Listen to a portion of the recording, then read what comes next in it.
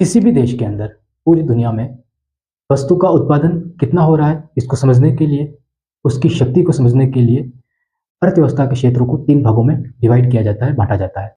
पहला भाग इसमें शामिल किया जाता है वो प्राथमिक सेक्टर, और इसके अंदर वहाँ के या उस देश की कृषि, नेचुरल जो चीज़ें होती हैं उनको रखा जाता है। जो फसलें तैयार की जाती हैं उनको प्राथमिक क्षेत्र में रखा जाता है।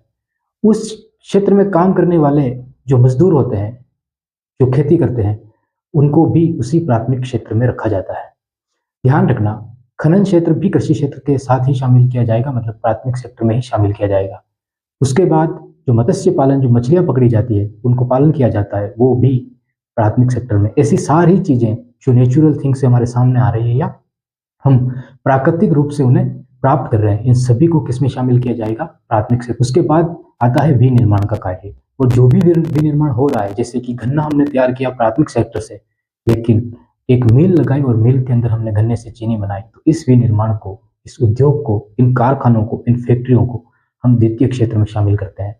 कोई भी राष्ट्र जब आज़ाद होता है तो उसका पहला कर्तव्य होता है अपने देश के लोगों का पेट भरना, मतलब सबसे ज़्यादा जो जोर लगाया जाएगा, जो विकास किया जाएगा, वो प्राथमिक सेक्टर का किया जाएगा। हमारे देश भारत में भी ऐसा ही किया गया।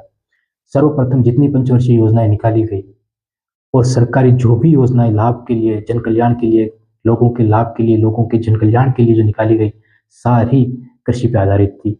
उसके बाद हमने उद्योगों पर ध्यान दिया, उसके बाद हमने फैक्ट्रियों पे ध्यान दिया, लेकिन हमारी प्राथमिकता जो रही थी वो कृषि क्षेत्र रही थी। कारण क्या था?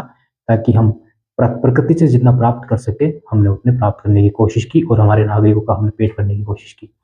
तीसरा जो सेक्टर है वो है सेवा क्षेत्र। सेवा क्षेत्र के अंदर हमें उन वस्तुओं को शामिल किया जाता है।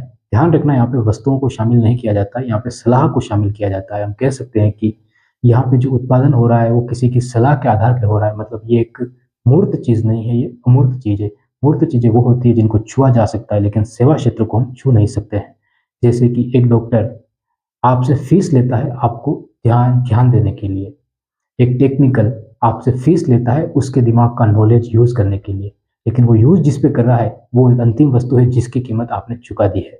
जैसे कि आपके पास, आप बीमार हुए, एम्बुलेंस आपको लेने आई, तो ये सर्विस थी, लेकिन उस एम्बुलेंस को खरीदने से पहले ही उसकी जो एम्बुलेंस थी उसकी कीमत चुकाई जा चुकी है, मतलब उस वस्तु की कीमत चुकाई जा चुकी है। लेकिन ध्यान रखना, वो जो आपको लेना है, ये सारी चीज़ें सर्विस में शामिल की जाती है, जिसकी कोई वस्तु नहीं कह सकते, हम इसको अमूर्त थिंग कहेंगे। तो क्वेश्चन आ सकता है कि मूर्त क्षेत्र और अमूर्त क्षेत्र को डिवाइड कीजिए, तो आपको सेवा क्षेत्र को अमूर्त के अंदर रखना पड़ेगा। क्षेत्र, ये तीनों क्षेत्र अच्छे से हमने समझाए, एक्सप्लेन किए। अगली क्लास में हम समझेंगे कि जो हमारी जीडीपी है उसके अंदर इन तीनों क्षेत्रों का योगदान